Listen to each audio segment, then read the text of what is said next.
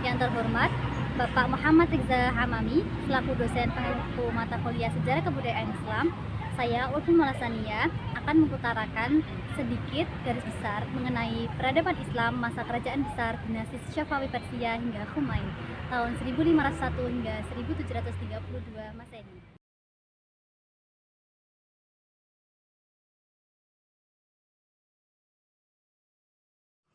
Baik, saya akan memaparkan garis besar dari makalah saya mengenai peradaban Islam masa kerajaan besar dinasti Syafawi Persia hingga Khumain pada tahun 1502 hingga 1732 Masehi.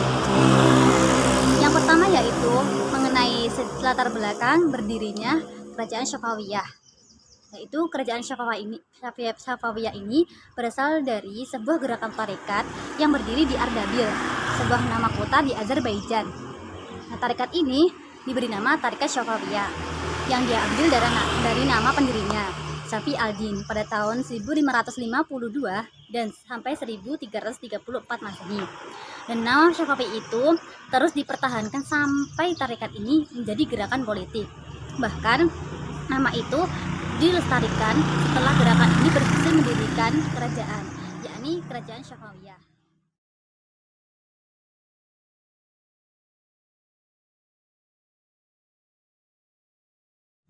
Yang kedua yaitu mengenai kemajuan pada masa kerajaan besar dinasti Syafawi Persia hingga Khumain.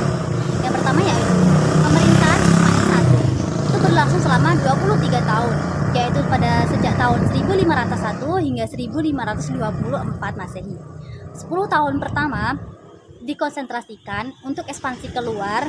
Ismail I sukses menghancurkan sisa-sisa kekuatan Akkoyunlu di Hamdan pada tahun 1503. Menduduki provinsi Kapsis di Najd dan Gam, Gurgan dan Yazid pada tahun 1504, Diyarbakir pada tahun 1505 hingga 1507, Baghdad dan daerah barat daya Persia pada tahun 1508, Sirwan pada tahun 1509 dan Khurasan pada tahun 1510 ketika Syekh Abbas naik menjadi pimpinan Syafawiyah dari tahun 1558 sampai dengan 1628 Masehi.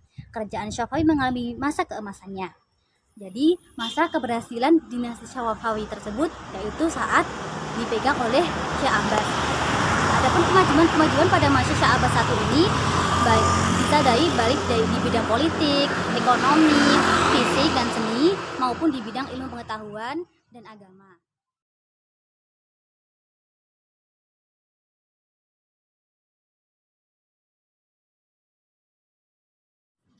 Baik, yang ketiga yaitu mengenai kemunduran kerajaan Syafawi Persia hingga Khumain. Ya, pertama, di antara faktor-faktor kemunduran dan kehancuran dinasti Syafawi ini disebabkan oleh dua faktor. Yang pertama, faktor intern dan faktor ekstern.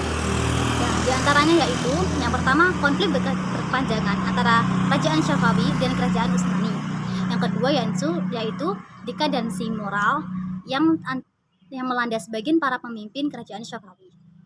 Yang ketiga, pasukan Ghulam yang telah dibentuk oleh Syekh Abbas I itu tidak memiliki semangat berjuang lagi sebagaimana pasukan Qizilbash dan mendapatkan serangan dari Raja Afgan.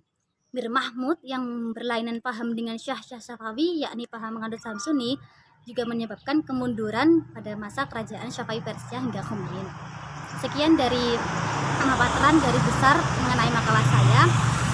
Kurang lebihnya mohon maaf. Jazakumullah ahsanal jaza wal afu minkum. Wassalamualaikum warahmatullahi wabarakatuh.